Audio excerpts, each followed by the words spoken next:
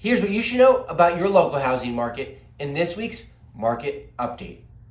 Now, a few people commented recently that, hey, I love your weekly updates, but it seems like you're always saying that it's a good time to buy and it's a good time to sell.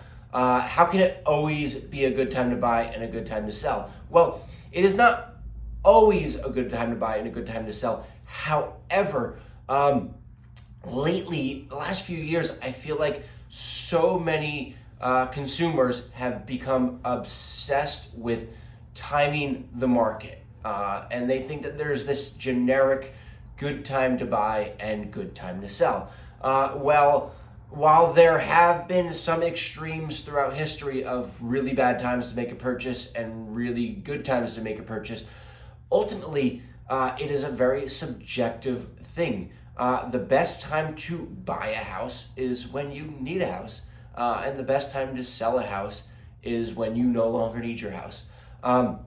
Yes, it is true that homes are an asset. They are an investment. However, a lot of people misconstrue that terminology. While yes, real estate is a great investment, and there are many people who make either a side career or a primary career off of buying, selling, owning homes. For the average person whose extent of their real estate portfolio is simply their primary residence, yes, it is an asset and it is an investment in the sense where not only will your house likely retain value, but it will very likely gain in value. However, if you are looking at your primary residence as your main investment strategy, you will be very disappointed. You are better off looking into other areas. So that being said, what I am here every week and what I am here not only in my videos, but when I advise my clients is to help you determine when the right time for you to buy and sell. Typically, the biggest factor is not interest rates and home price conditions and whatnot, but it is your life situation. And typically, an indicator or a catalyst for a good time to buy or sell for you is a life change that changes your life needs as your home, and the primary benefit and reason to purchase and to own a home are to use it, that it suits your lifestyle, provides some stability. Reasons to own over renting are, having some stability in the payments. Yes, you have maintenance and your insurance and your taxes will change over time, but overall it adds some stability to your payments. It adds, a lot of benefits in terms of that stability of a constant place to call home, both for you and your family. So I am here to help you navigate whether this market is a good time to buy or to sell for you. And on top of that, even if you have some sense of sorting the time of the market, there's too many people that think that if it's not the perfect time to buy or sell, then it is therefore a bad time to buy or sell.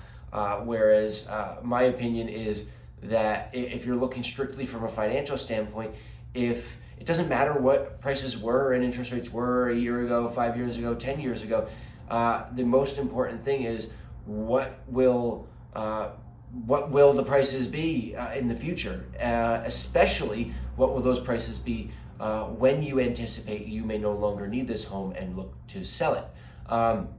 So if the home prices and home values in the future are projected to be greater than they are now, and you are in need of a home, then yes, it is a good time to buy a home. And if your home no longer suits your needs, regardless of the market, that home has a lot of expenses associated with it and a lot of responsibilities. So if your home no longer suits your needs, then yeah, it's a good time to sell it, because it's unlikely that the market will change so drastically that will make up for the costs and efforts associated with holding onto that home for a longer period of time. So that being said, let's get into the stats this week to see how our local real estate market is looking this week. Homes that came on the market this week. This week, we saw 7 homes come on the market. 3 of those were in town and 4 of those were in township. 3 of those were single-family homes, and 4 of those were condos or townhouses. We saw an average list price of $799,000. Total inventory this week. Total inventory we saw remain fairly steady from last week, with 35 homes actively on the market. So I'm glad that we're not seeing a dip back down to the drastic lows that we saw a few weeks prior, but I would really like to see those numbers come up to the mid 40s at least to provide some more balance in the market. Sold homes. This past week we saw only 2 homes sell. The average list price of these homes was $887,000. The average sale price was $1,001,000. So this past week, homes sold for an average of 13.2% above list price. Now, I'm not surprised, and those homes were on the market for an average of 8 days. Now, I'm not surprised by these stats. I would expect to see these type of numbers, these types of percentages above list prices to continue. I do not think that this week's is an outlier from what I'm seeing on the front lines. This is going to be very common as we continue through the spring market. Under contract, we saw 7 homes go under contract this past week. Average list price of those homes was $795,000, and the median days on market for those homes was 20 days on the market. So once again, as always, thank you for checking in with me this week. I hope I was providing some valuable insight to you. I do really appreciate your feedback, whether in person or through some comments or DMs. I love some good, tough questions. So please do reach out, and thanks for checking in, and have a great weekend. Catch you guys soon.